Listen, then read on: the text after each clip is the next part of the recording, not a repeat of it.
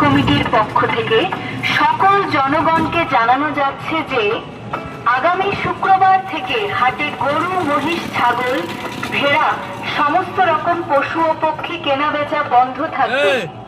বাকি সমস্ত জিনিসপত্র বেচা কেনা স্বাভাবিক থাকবে। পরবর্তী ঘোষণা না দেওয়া পর্যন্ত এই নিয়ম চালু থাকবে।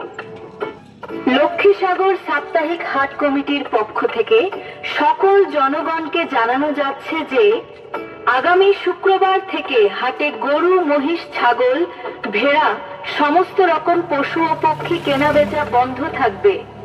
বাকি সমস্ত জিনিসপত্র বেচা কেনা স্বাভাবিক থাকবে। পরবর্তী ঘোষণা না দেওয়া পর্যন্ত এই নিয়ম চালু থাকবে।